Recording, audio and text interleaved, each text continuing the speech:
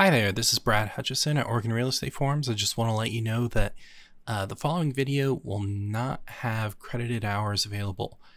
There unfortunately is no way for us to know whether or not you watch the whole program.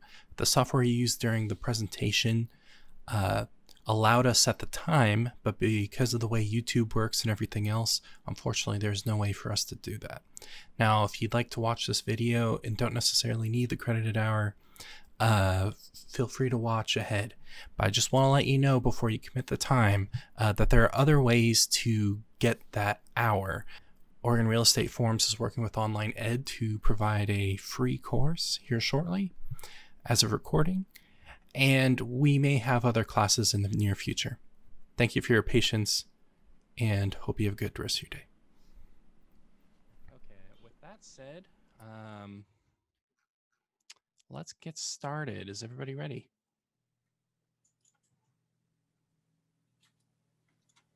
I'm ready, Brad. All right. I don't know if Nicole is present, but if she is not, then I will speak on her behalf. So I'm here. Oh, perfect.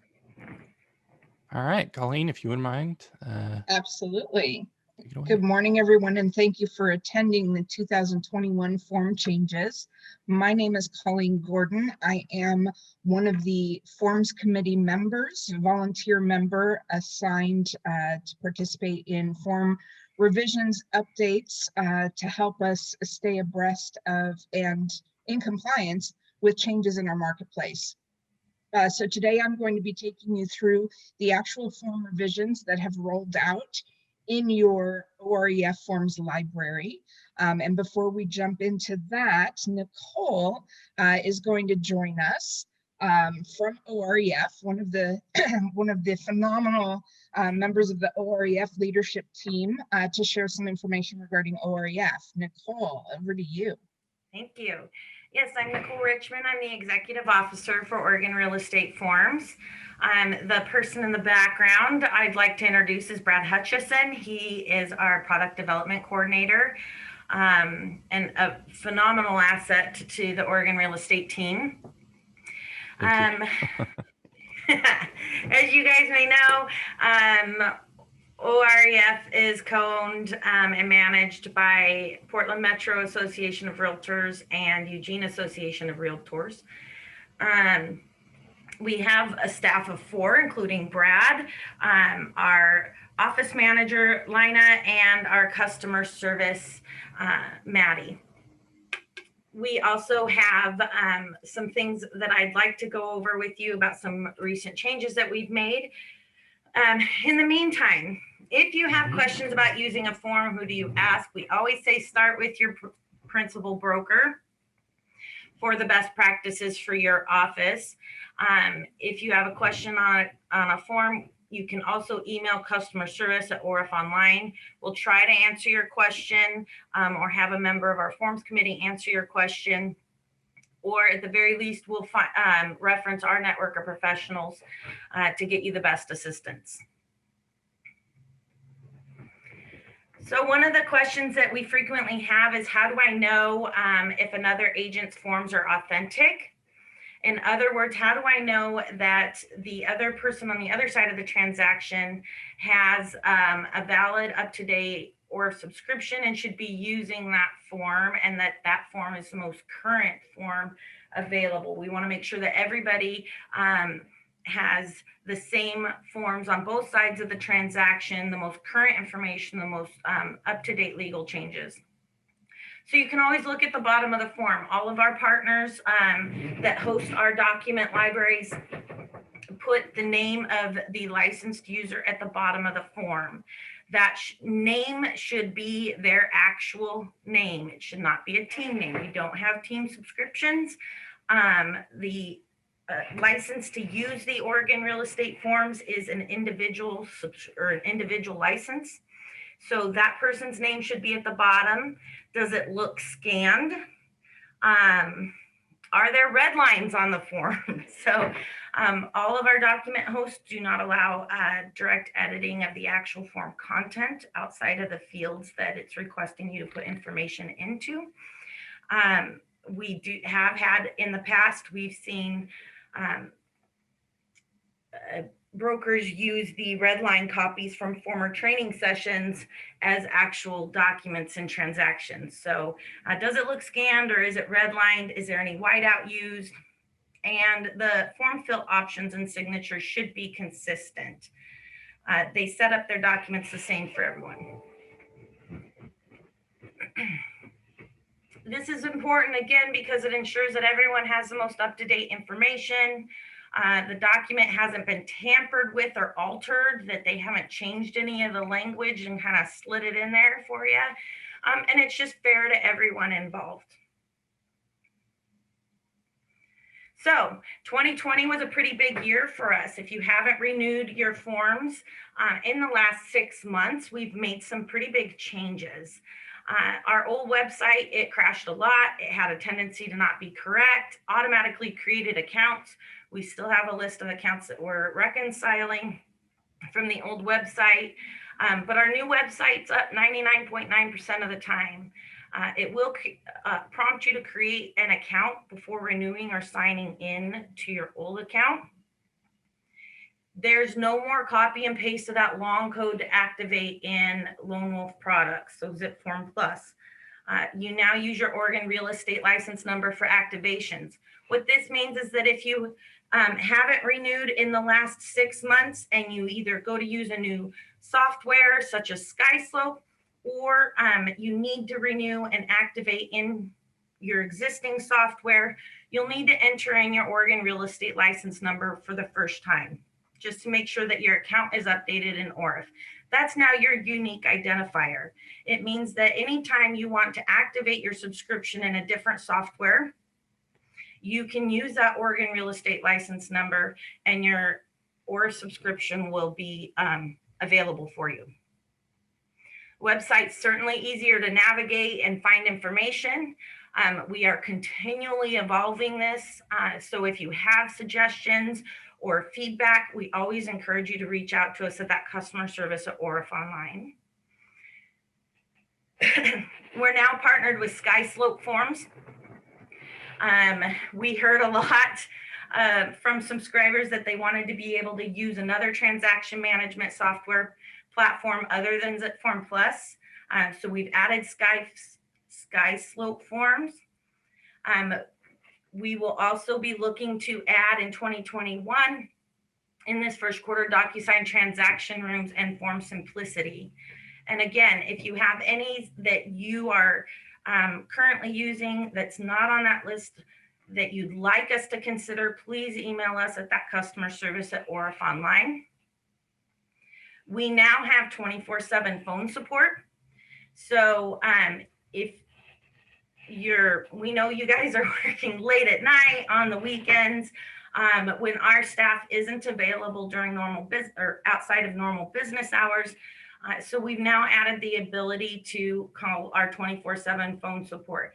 They can help you with everything from helping you set up a renewal, transitioning to a new platform. Anything that you would normally get from our inside customer service support, you can also call 24/7. You can also schedule a one-on-one support session. So let's say you're trying to renew and you have a hiccup or you have a question, but you're on the road, you're rushing off to an appointment, you don't have time to sit down at your computer right now. You can schedule a time that works best for you, and our customer support team will get a hold of you at that scheduled time. So we have a lot of big plans in 2021. We accomplished a lot in 2020, and we look forward to accomplishing even more. We'll have some increased availability, as I mentioned. DocuSign transaction rooms and Form Simplicity are in development right now, getting ready to launch very soon. We'll have increased subscriber input. So again, we continue to encourage you to send in your questions, send in your suggestions. And we're going to be adding some additional communication channels for you to be able to provide that input. And with that, I'm going to turn it over to Colleen. Thank you very much, Nicole. Appreciate all of your hard work, the entire team at OREF, to help roll out these 2021 form changes. So we're Going to dive into the actual changes that have taken place. You'll see them in your OREF library now. There are several grammatical or punctuation changes that we're not going to cover in these slides. The presentation today is about the significant changes that may alter how you are taking your clients through these forms and what impacts those changes may have in your transactions. So as we go through, Brad will be fielding questions in the chat box. And so feel free to type those in. He'll field them as they come through. But please also know that once we get through all the material, I'm glad to stay on as long as you need to answer any additional questions that you have regarding the revisions. So let's go ahead and start with the first form, 001, the residential sale agreement. Go ahead, Brad. Sorry to interrupt. It would really be beneficial, just because we do get so many questions, if you wouldn't mind mentioning the form that we're discussing in your question. That way, if for whatever reason we get to the end and it hasn't been answered yet, we ensure that we're answering it correctly and accurately. So and we have that context reference. I apologize for interrupting, but just trying to help here. Yeah, so. Great point. Also, feel free to email any questions you have to that customer service email address. If you'd prefer not to ask it via the public chat, we're glad to get back to you that route as well. So for the residential sale agreement, one of the first changes that we have is in section 2, fixtures, controls, and keys. In the example of what is considered a fixture or essential related equipment, we've added smart home features. This is intended to address things like Ring doorbells, Nest thermostats. Things that are actually mounted to the property are considered a fixture under the definition of section 2 and are intended to stay with the property. It's intended to address many of the post-closing disputes that wind up coming up when a seller removes a Ring doorbell and replaces the old original doorbell, and the buyer is surprised not to see that smart home feature after closing. So we've made sure that in the fixture section, we're identifying smart home features as fixtures if they are in fact mounted. Now, keep in mind, this does not change or intend to define all smart home features as fixtures. There can be smart home features that are not fixtures that may or may not be included in the sale. One example might be those wonderful smart refrigerators that keep track of the inventory of your food in the fridge and let you reorder as needed. If that is a freestanding refrigerator, that is not a fixture. And because it is a smart appliance, it doesn't automatically become a fixture because it is smart. If the intent is that that refrigerator is included in the sale, remember it is still a freestanding personal property item that would need to be defined in section 3. And just as a reminder to listing brokers, unless a mounted smart home feature is listed on lines 49 through 50 as an exclusion to the sale, it should remain with the property at closing. So best practice would definitely be to have a consult with your seller regarding what smart home features they intend to leave and what they intend to replace prior to vacating the property. The next change is a continuation of the smart home features. We received a lot of subscriber feedback last year regarding confusion that's coming up in transactions regarding smart home features. So we're working to provide some clarity on that in your transactions. Section 20 has been expanded now with a question that asks, does the property contain any smart home features? A buyer would then identify yes, no, or unknown. If there are any smart home features that are going to be included with the sale, this paragraph goes on to state that the seller shall identify what those features are in writing within 3 business days of the contract being signed and accepted. So prior language required the seller to transfer any interest, including password information on those smart home features and instruct the buyer on how to control those features. That language has been removed, and because so many of these smart home features have operations manuals available on their website, the sale agreement now is simply directing the seller within 3 business days of the agreement being signed and accepted to provide information to the buyer on what those home features are and how to access them. So if you have a Ring doorbell, for example, you could provide that information to a buyer and include the website address for where they can get additional information on how to reset that Ring doorbell once they take ownership, how to operate it, how to download the app to their devices. There is also a brief definition of smart home features that has been added on lines 289 and 290. So smart home features refer to appliances, lighting, and/or electrical devices that can be controlled remotely by the owner, often via a mobile app. Smart home enabled devices can operate in conjunction with other devices in the home and communicate information to other smart devices. Now, this is one area in our forms revisions that we've seen quite a few questions. So before we move on to the next section, I just wanted to check and see if there were any questions regarding smart home features that I could tackle now. Yeah, so I think this is a great place to stop. I think so for smart home features, Lacey asks, should smart home feature info from seller be on an addendum? It is not a modification to the contract, so the paragraph does not require that the seller provide an addendum.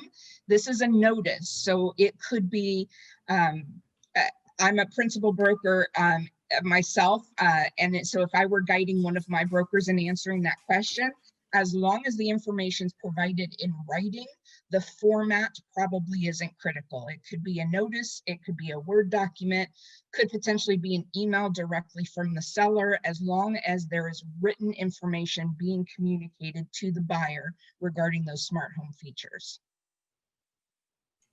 Great. And then somebody asked passwords to become available at closing. Now, I think it's general best practice not to provide passwords, but maybe links to how to reset accounts or set up accounts or reset devices. Colleen, could you go into more details about that?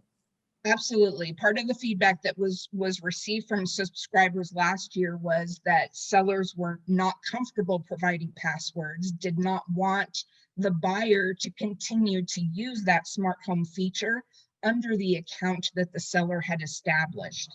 And so the recommendation and the change to the form is now that the seller is providing information on the system itself so that the buyer can reset to factory original and be able to program it to their needs. And then let's see here. So can you state items like codes that will be given once a property is closed when you give the keys? Absolutely. I would say that can be handled any way that's convenient for both buyer and seller. The one point I do want to stress regarding the smart home features is that these changes were made to help the conversations happen earlier in the transaction and not after the transaction has closed and the buyer or seller really has no recourse. So by incorporating this language into the original offer and allowing that discussion within 3 business days in writing from the seller regarding those smart home features, this gives the buyer and the seller the opportunity to hammer out those details before the transaction closes, hopefully avoiding those situations where buyer is locked out of and has no access to those smart home features that they now own. Great. We're going to take a couple more questions. I think move on. This one comes up a lot. Would security cameras be included as a smart home feature? So I think we've talked about this, where if it's like actually, a fixture, in the wall, versus, just sitting on a bookshelf, right? So Colleen, can you go into Correct. further Correct. detail? So keep in mind that fixtures are mounted. It would require some sort of equipment to remove it from the actual structure of the property. So if, for example, I installed my own Ring doorbell, it required me to turn off my electrical panel, unscrew the old doorbell, reattach the new one to the electrical wires, and then screw it back in. That becomes a fixture once it's mounted to the property. Now, I also have some smart home features that just plug into electrical outlets. Those would not be fixtures. Those can be easily removed, replaced, moved to different locations, just like a lamp or any other personal property. Okay, great. Two more questions. I think I can answer this one. They asked, typically these items are accessed through the home internet. If there is a router in use, this is not considered a fixture, correct? I believe Colleen just went over the details of kind of, what a fixture is, but yeah, I would not consider a router a fixture in this place, or in this instance. Usually those are rented as well from their internet service provider, if I'm not mistaken, Colleen.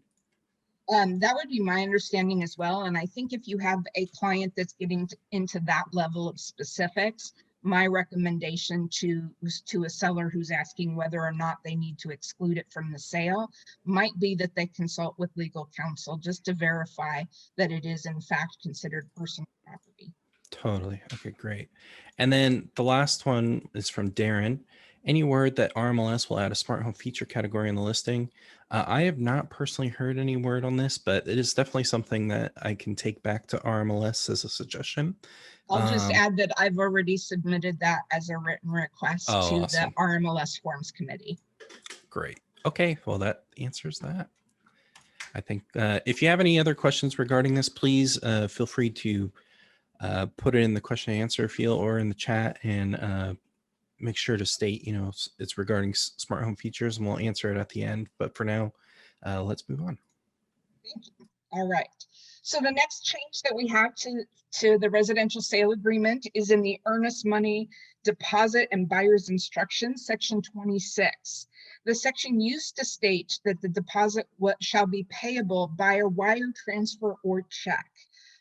Title companies have been rolling out more and more contactless deposit options for buyers. So rather than defining how the funds get there, we've eliminated by wire transfer or check, and now simply the deposit shall be payable and deposited within a default of 3 business days. This then allows for some of those apps that title companies have rolled out for contactless deposit.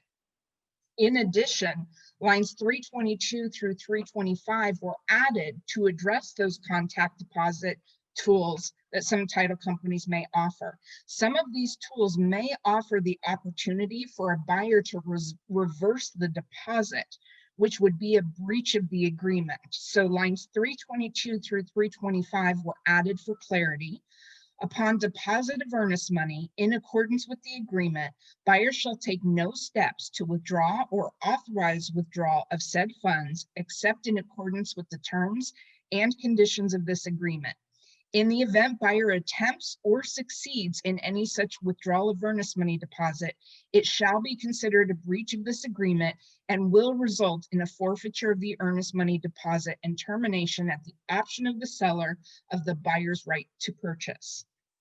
So the contract has always been very clear that that earnest money is intended to stay in escrow until the transaction closes or both parties mutually agree on how it will be handled.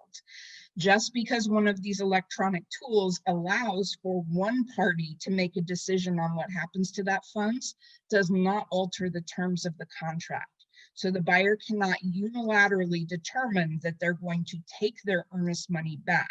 That still requires seller written consent.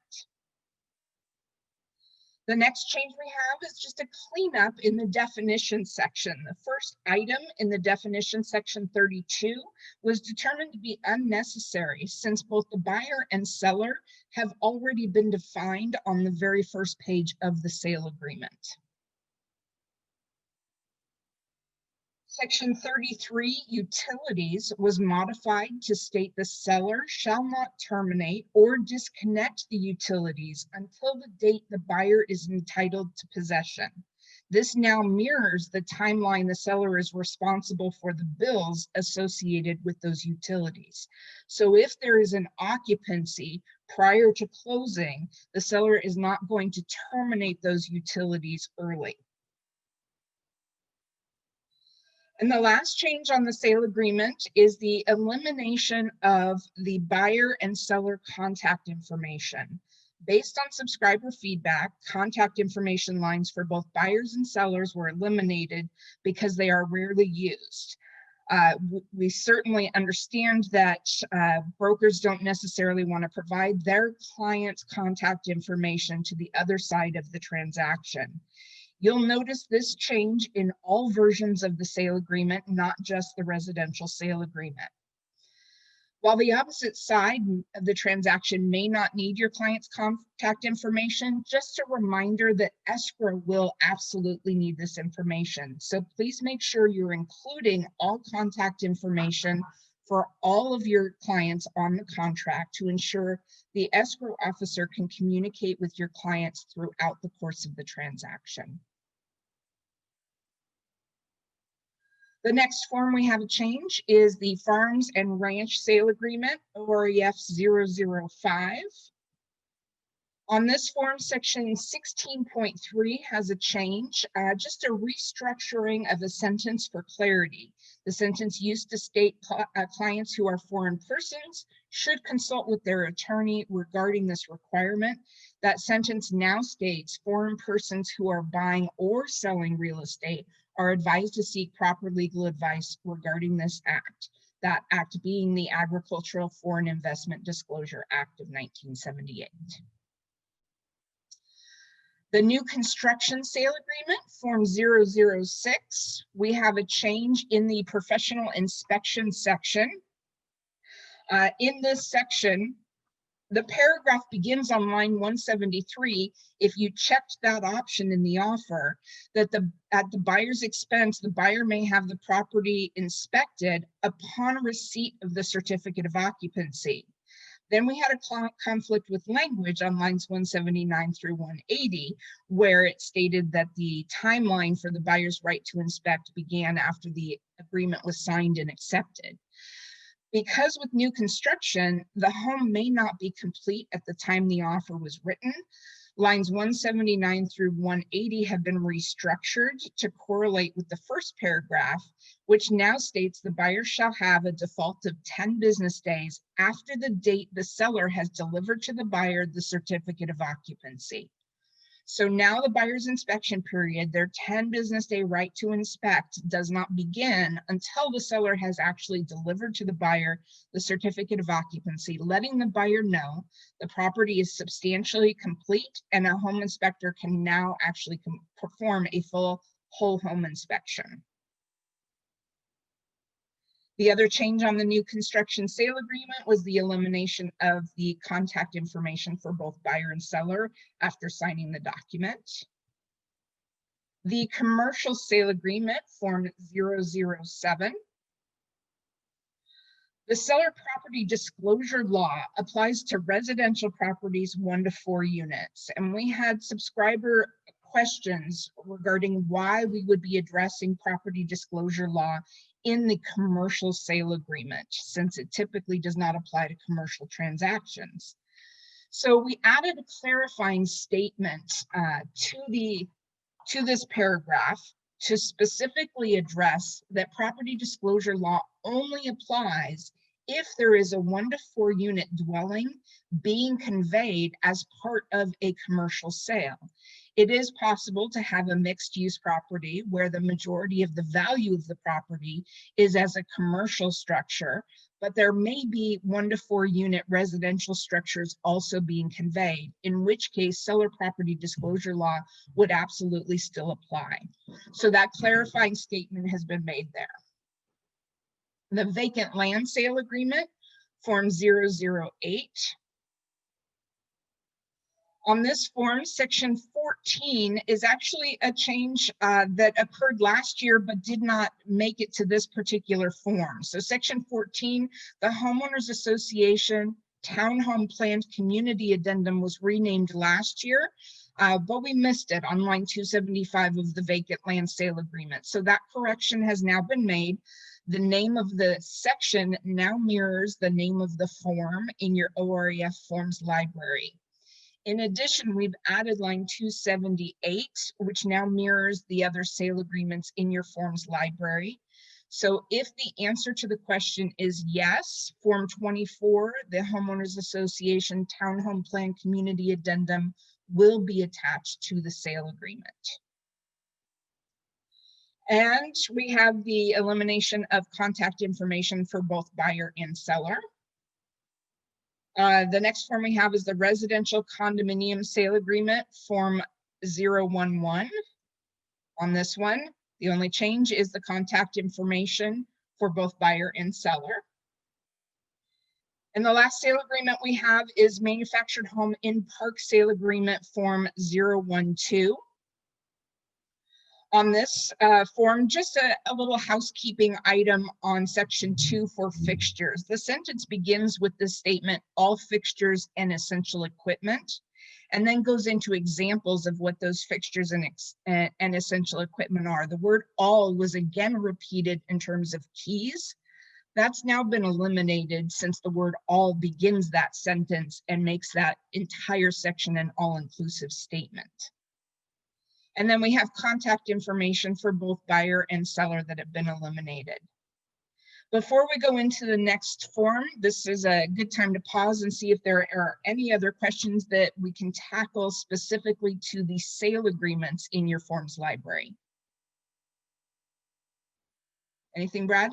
Yeah, sorry, I had to unmute there. Brian asked with 001, if they succeed in withdrawing the earnest money, how can it then be forfeited? It would give the seller the right to then pursue the earnest money from the buyer through the dispute resolution process. So small claims mediation or arbitration, depending on the amount of the earnest money. So if the buyer doesn't willingly pay that money to the seller does have recourse through the dispute resolution process. Okay. All right, we're getting questions in here, so I might have to do some speed runs.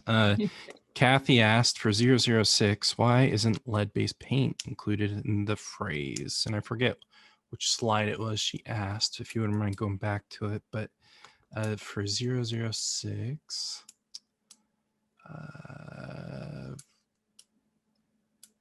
006 is the new construction sale agreement.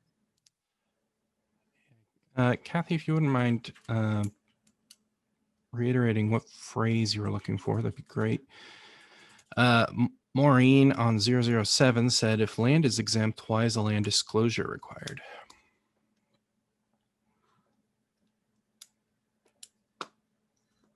So 007 is the commercial sale agreement. This is specifically addressing commercial sales with structures or commercially zoned vacant land.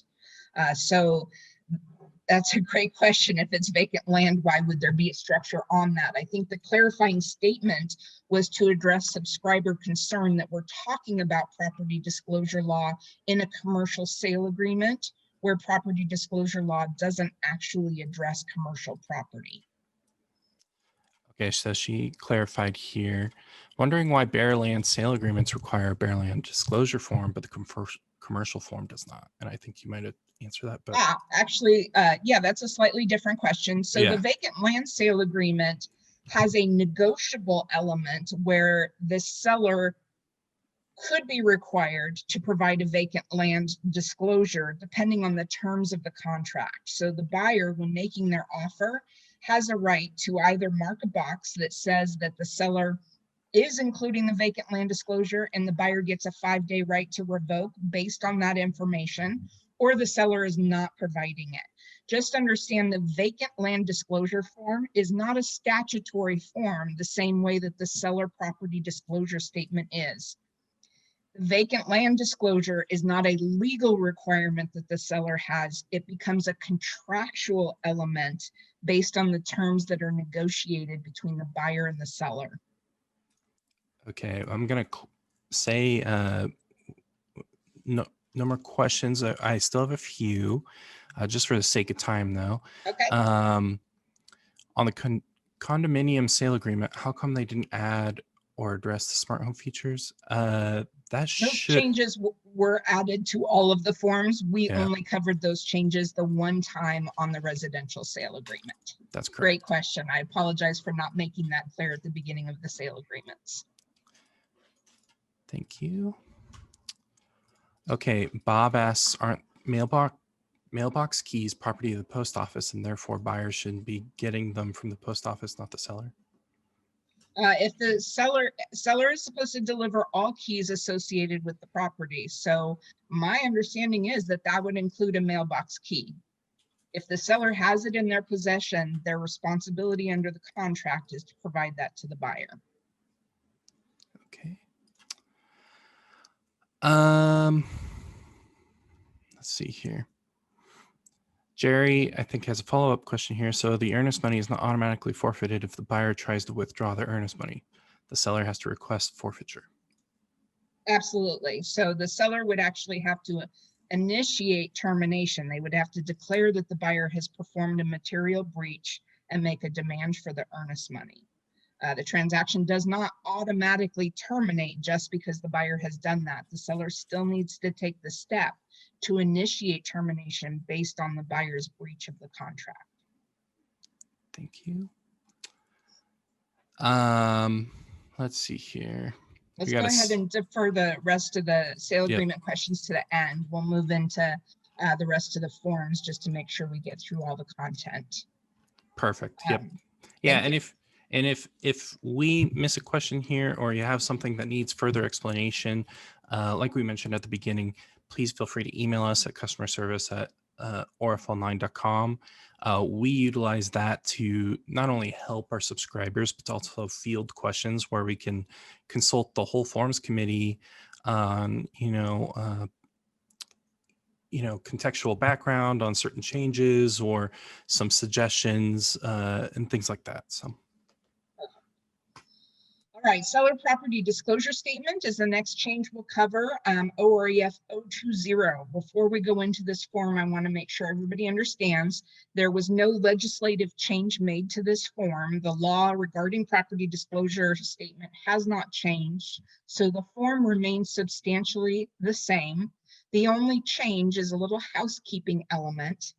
0, if not filled in, has been eliminated to line 203. To avoid inadvertent misstatements that nothing was attached. If the seller actually included attachments but accidentally forgot to fill in line 203, it would give the impression in writing that nothing was attached. So leaving line 203 blank no longer means the seller has not included any attached explanation pages. The new construction inspection addendum, form 026. Based on subscriber feedback, the new construction inspection addendum now defaults to 10 business days after seller has provided buyer with written notification that the certificate of occupancy has been issued. The only change here is that the default, which was previously 5 business days, is now 10 business days. Feedback from subscribers was that 5 business days does not allow for enough time to hire an inspector, conduct the inspection, generate the report, and provide that written punch list to the seller. So that default is now bumped out to 10 business days. However, that is still a field where you and your buyer can select the number of days appropriate for your buyer's circumstances. This timeline also now mirrors the professional inspection section that we covered in the new construction sale agreement. The seller property disclosure statement addendum, form 028. The only change on this form is that we renamed it to help make it easier to find in your forms library. So if you recall, this form previously had 2 lines worth of titling on it and was difficult to locate in your forms library. It is now the seller's property disclosure statement addendum so that it falls alphabetically in your forms library right along with the seller property disclosure statement itself. The Historic Property Advisory, Form 054. There's been some very substantial changes to the Historic Property Addendum, and we've added a Historic Property Advisory. So this is a brand new form to your forms library. This form is intended to help educate buyers and sellers on historic property designations and clarifies that the brokers involved in the transaction are not experts in this area. There are tax implications that can come up regarding historic properties, and we want to make sure that we are providing the resources for our buyers and sellers to do their due diligence. So you'll see on the last page of the advisory for more information, we're directing buyers and sellers to go to the OregonHeritage.org website. With the Historic Property Advisory, if the property is a historic property or in a historic neighborhood, per the sale agreement, the language states that the seller will provide the Historic Property Addendum. That is now Form 045A in your forms library. And this is also a full rewrite of this form, allowing the sellers to provide details on the status of the designation and allows the parties to negotiate who is responsible if additional taxes become due at the transfer of title. So much of this information technically should have been coming through the seller property disclosure statement as the seller is disclosing what they know about the property. However, there are details regarding historic property addendum that are not being conveyed to buyers consistently. So OREF has expanded this form to allow the seller to provide what they know about the property and its historic designation. Line 6 is first identifying whether or not the property itself is a historic property. And we get into lines 12 through 16 to address who is responsible for those additional taxes if they become due at closing. We also have line 19 begins to address if the property is currently a National Register or Historic Place District. Line 26, is the property designated a local landmark in a city or county jurisdiction?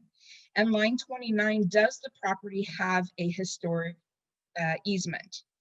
Now, because the sale agreement specifically puts the onus on the seller to include this form with an offer if the property does have historic designation, a good best practice for listing brokers would be to have the seller complete this form at the time of taking the listing and provide it to buyer's agents who are relaying that they are submitting an offer. You can always counter to incorporate this form in as well or provide it after mutual acceptance. But just make sure the seller understands that the onus is on them to incorporate this information into the contract. The next form we have, Buyer Representation Agreement, Form 050, has also had some significant changes. All references to agent within this form have been changed to brokers, since we are brokers. This form's changes were based on subscriber feedback. Lines 2 through 3 no longer require the principal broker to be named, just the broker and the firm. There is an extended definition of client that was in a previous section. We've actually moved it up to section 1, where we're identifying who the client is in the transaction. The term section has been redrafted to allow the buyer and the broker to negotiate how early termination of the agreement shall be handled. The prior version of the form left any financial penalty for clients' early termination unknown at the time of signing the contract. The language used to state that the broker may be reimbursed by the client all expenditures reasonably incurred and documented by the broker pursuant to the agreement. That was an unknown. Buyer would have no idea how much that would be if they initiated termination. The buyer and the broker now have options to handle early termination. On line 22, it states that either party can terminate with written notice without any further obligations. Or on line 23, if client terminates this agreement, client shall pay broker an early termination fee as follows for all expenditures incurred by broker. And line 24 allows you to define what those expenditures would be. Section 5, representation section, now includes a statement that the client has received and read the initial agency pamphlet. The compensation section of the agreement still has the same two options that it's always had, either commission or a non-refundable fee. But based on subscriber feedback, commission is now listed as the first option because it's the most frequently used. The non-refundable fee option still exists exactly as it always has. It's just lower in the compensation section. The client is also consenting to the broker possibly being compensated by more than one party in compliance with Article 7 of the Realtor Code of Ethics. So adding in that there is the potential under a buyer representation agreement for a buyer broker to receive compensation from both the buyer and the listing firm. The dispute resolution section was revised to include both parties agreeing to the dispute resolution process outlined, not just the client. The prior version of the dispute resolution section stated that the client was consenting to mediation and arbitration for any disputes regarding this agreement. Since it's a two-sided conversation, we wanted to make sure both parties are addressed there. Now you'll notice section 6 here is highlighted in blue, disclosure and acknowledgement. This section has always existed. We just relocated it further up in the agreement, and it is now, in section 2. It's a little hard to see on your screen there, but we simply moved that further up as there are some disclosure elements that we'd like the buyer to not just read, but also acknowledge in signing this agreement.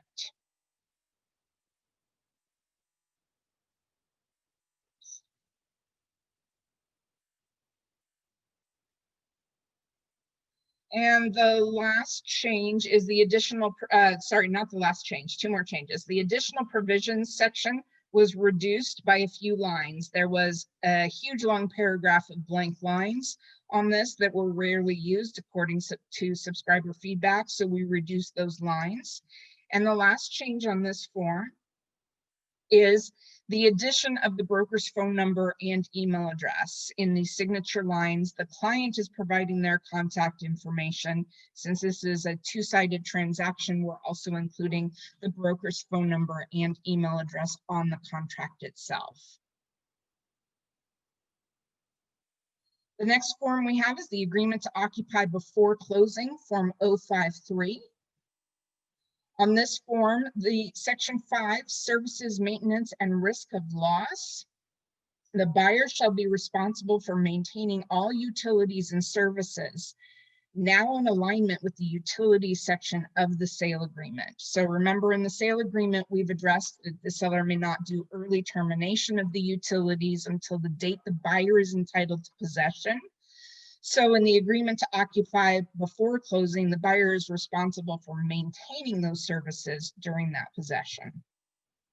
Agreement to occupy after closing, form 054. Similar change in section 6, maintenance, repair, replacement responsibilities of the parties. Again, addressing utilities and services, incorporating that in, that the seller is responsible for keeping and maintaining during that occupancy period. Notice of buyer's unconditional disapproval, form 064. At subscriber suggestion, underneath the buyer's signature line, the buyer's broker and firm have been added below the buyer's signature. This form actually had no place to identify who the buyer's broker was. However, it did identify who the seller's broker was. So at the request of subscribers, we've added that section. Investment property addendum, form 070.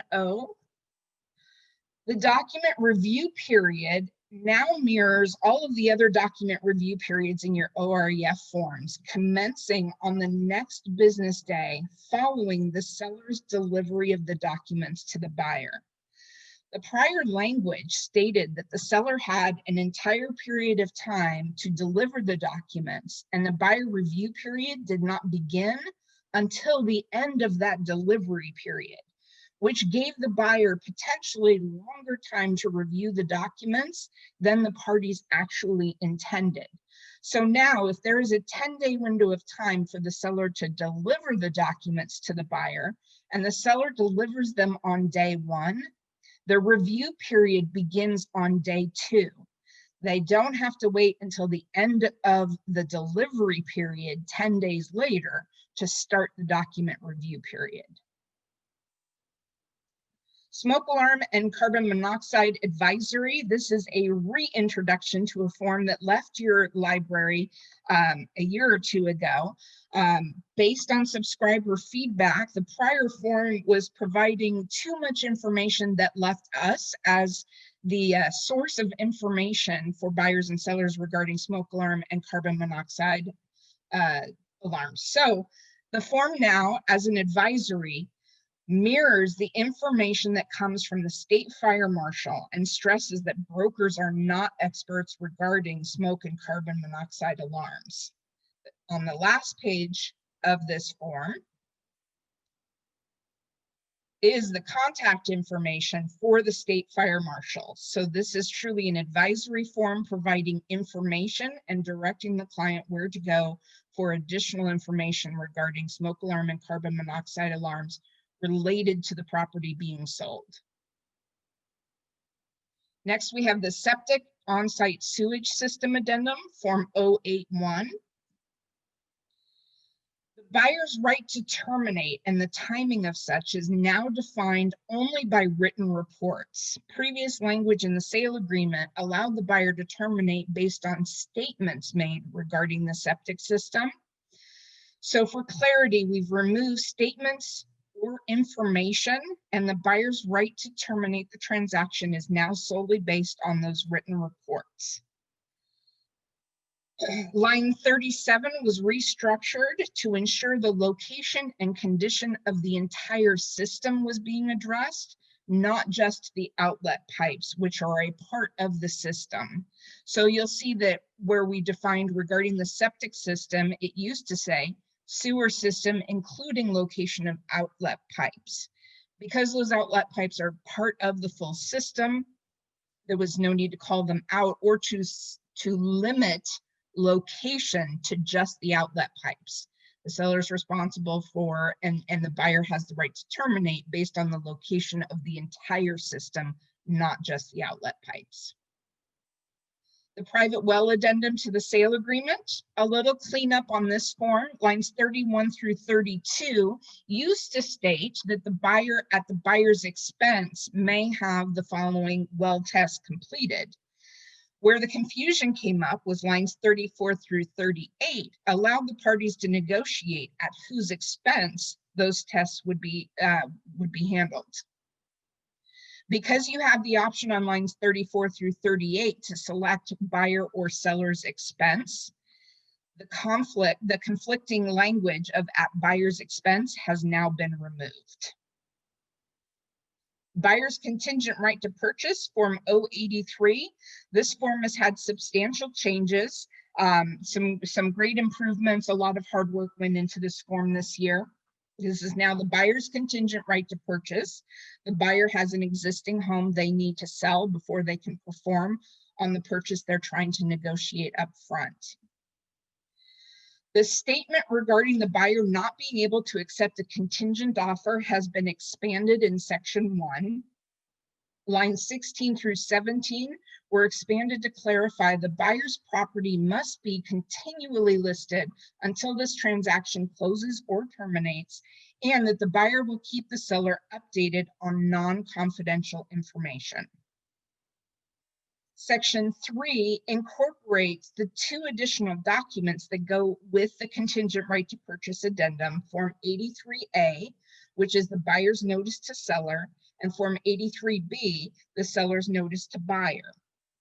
It's a good business practice to make sure you're always providing both 83A and 83B to your clients at the time that they are signing this buyer's contingent right to purchase addendum. It is there that alternatives 1 and alternative 2 are addressed in detail on what the procedure is if the buyer receives an offer that's acceptable on their existing property, or if the seller finds another buyer interested and they are bumping our contingent buyer. Section 4 clarifies that the buyer cannot waive the contingency, but the buyer does have the right to unilaterally terminate the transaction before the contingency deadline with a full refund of the earnest money. Based on subscriber feedback, what was occurring was buyers were determining that they could not sell their existing property during the period of time they've negotiated in this agreement, or they would not net enough in the sale of their existing property to be able to afford to proceed on this purchase.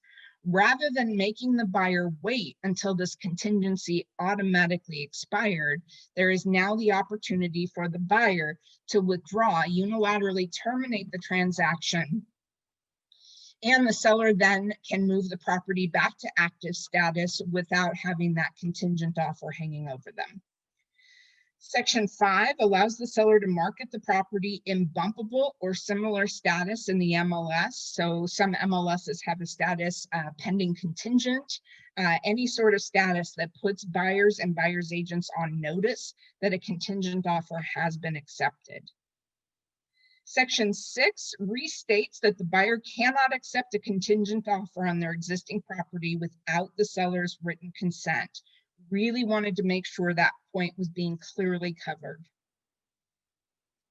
Section 7 now defines an acceptable written offer to mean that the seller has accepted an offer that is contingent upon the current offer terminating, either because the buyer has selected termination on Form 83B, or the buyer did not respond to Form 83B by the deadline defined in this contract. Section 8 was modified to include the timeline beginning after either Form 83A or 83B is delivered. Lines 60 through 62 have been added for clarity as to when the buyer's 5-day right to revoke based on disclosures begins. So we have the option to either leave timelines in the contract unchanged or put them on hold until the buyer is able to remove or satisfy their contingency. Those timelines, those contingent and non-contingent timelines defined in the contract, do not include seller property disclosure law. Section 10 has been added to stress the importance of timelines in this agreement. Section 11 was added to provide recourse for a seller when a buyer fails to comply with the terms of this agreement, and allows the seller to initiate termination and to possibly claim the earnest money for buyer's breach of contract. We've also modified the number of lines in the buyer's contingent right to purchase addendum for additional provisions. And that is our last form. So we can open it up now. If you have any additional questions, I am at your disposal. Brad and I are here to help. Yeah, and just to reiterate, it would help if you mentioned what form you have a question in regards to. I've been trying to help as much as I can. Some of them have been great suggestions. Let me get back to our earliest question from Scott, if I recall correctly. Let me see here. Well, while I try and find that, Cynthia asks, regarding OREF 045A, the Historic Property Addendum, does it discuss districts? She couldn't print it, and maybe she missed it.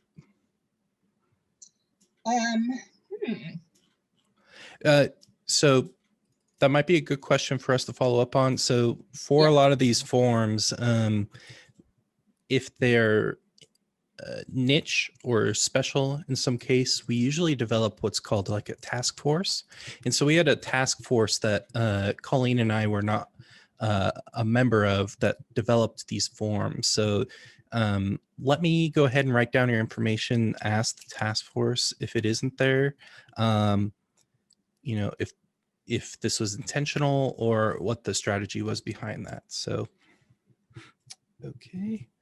Let's see here. Any other? Okay, we're getting questions now. Jennifer, you are allowed to leave now. We're going to leave. You've been here for an hour. We're going to just open up for more questions. Let's see here. Actually, I got a lot of them either prompted to email in. Scott, here we go. Agreement to occupy after close. Utilities stay in seller's name or buyer's name after closing date? Question mark.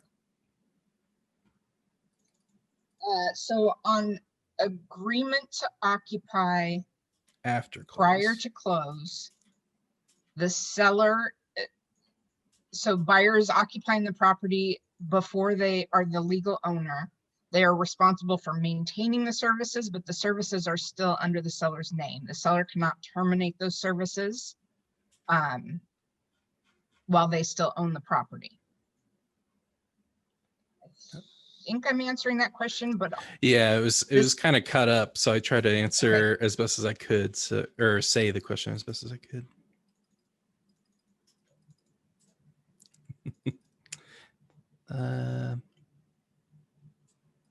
Donna and Joe. for those of you that don't have questions, I just want to make sure everybody knows that the presentation itself is over. And at this point, Brad and I are just available to field those questions that you had. So if you've already posed a question and are just waiting for an answer, we're here, we'll get to it. And if you had questions you haven't asked yet, now's a great time to add that into the chat. And we'll field those. But presentation portion, unless you had questions, is done. Okay.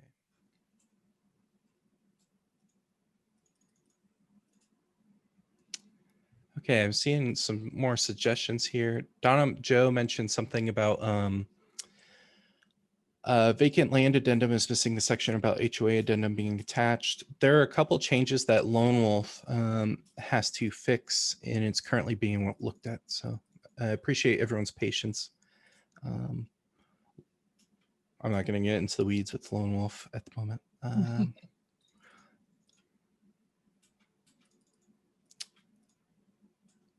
If you have any questions regarding credits, feel free to email me directly. It's bhutchison@orefonline.com or customer service at orefonline.com.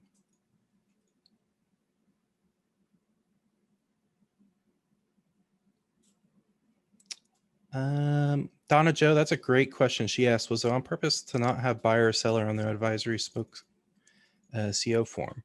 And that would be a good question for the task force. And I would ask that you email that in, please.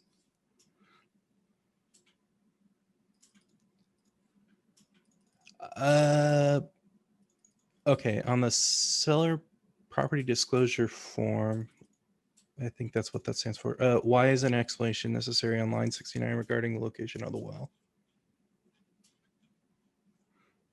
That might be a good question for the forms committee as well, because I think we had a task force for that. I apologize. There wasn't, and just to clarify that all of the questions and the required explanations are a matter of statute. That's Oregon law. So OREF does not have the ability to modify the questions themselves. Okay. We have to actually follow exactly the language of the law on that seller property disclosure statement. That's correct. Thank you. Can a seller acquire a buyer who is utilizing the early occupancy option to change the utilities over to their name, or would that be a bad addition based on the form changes? Anything can be modified. So you certainly have the additional provision section on both the agreement to occupy before and after closing. So if the parties have intent that is different than the boilerplate language in our forms, they certainly have the option to negotiate what is best for them in that situation. Great. Diana asks, Form 083, Section 1, seller's advance written consent is required for a buyer to accept a contingent offer. Does this need to be presented in an addendum, or will an email or other document work? I think this language, and please correct me if I'm wrong, I might be mistaken, was there to avoid, I think it was previously statement or something like that, which could have been is so vague that it was a statement is like verbal, you know, like, Correct. yeah. So I think that's why it was changed to advanced written consent. You are correct. And that written consent does not necessarily have to be an addendum. Again, it's not modifying terms. It's simply the seller granting permission. So as long as it's in writing that the seller has consented, and I would stress that that really should be from the seller, not the listing agent simply relaying in a text message or an email, seller says they're fine with it.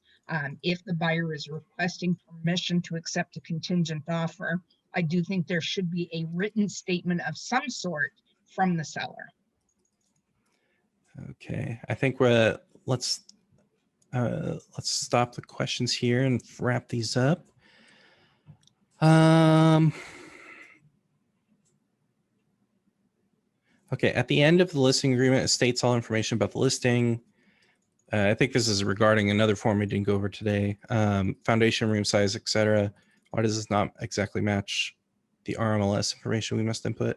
I would suggest that if you have any recommendations on the listing agreement that you would like us to make, please email us. This would be great for the forms committee to respond to first thing in the year. Let's see.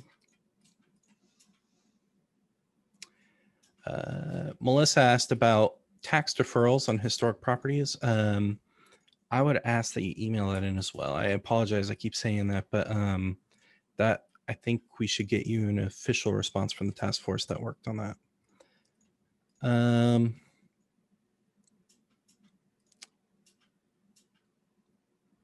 Okay, Form 064, unconditional disapproval, line 24 through 26. Does the agent or principal broker sign there? And should this line always be signed? I heard of agents not signing it because the wording in line 24, they think they'd be signing on behalf of their clients, so they won't sign it. If I recall correctly, this might be an item the forms committee is going to look at first thing in the year. Am I mistaken, Correct. Colleen? You are correct. This is something we're tackling in our first meeting. Thank you. Okay.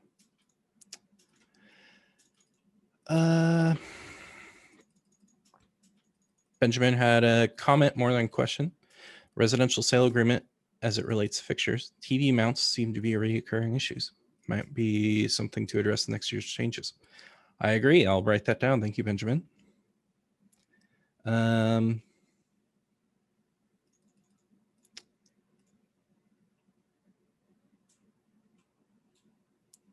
Tess says, to clarify, are you saying that vacant land disclosures are not required by statute for residential lots?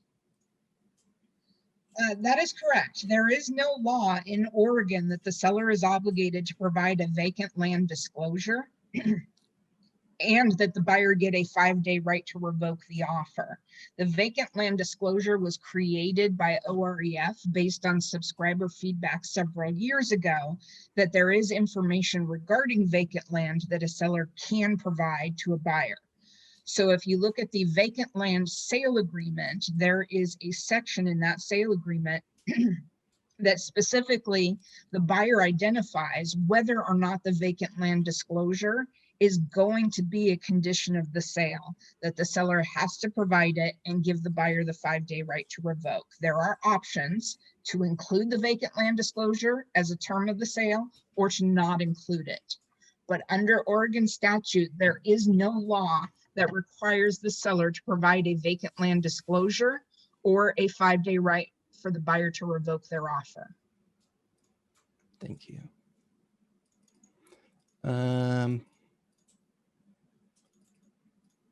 I'm sorry, Melissa, your question, I forgot what it was in context to. She said, what if a deferral exists on property? And that was it. But And I think, Melissa, if you're talking about the historic property addendum, there is that opportunity for the buyer and the seller to negotiate on that document who's responsible for those deferred taxes. oh, great. Thank you. And the last question, Chris asks, is FERC if FERPTA is included in the sales agreement, is it necessary to add the FERPTA form? Which I think is So I'm gonna defer to your principal broker on this one. I definitely recommend you consult with your principal broker regarding your company's requirements regarding FERPTA.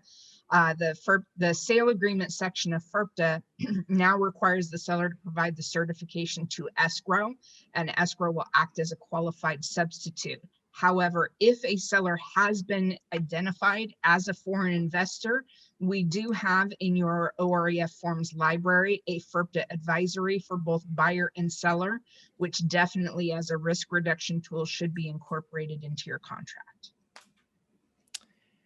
And I believe that was it. Thank you so much, Colleen, for your time and all the attendees that decided to attend and stick around for questions. As we've put in your face about 1 billion times, if you have any questions, feel free to email us at customerservice@orefonline.com. Again, regarding credits, credit hours, we will be issuing certificates. It just will take us some time because we have so many attendees here in this month of January. So appreciate your patience, but if you attended and it showed that you were here for the majority of the class, expect an email from us. And if you do not see something, here in a week or two, feel free to email in and check in. So, all right. All right. Thank you all. Have a great day. Thank you all. Take it easy.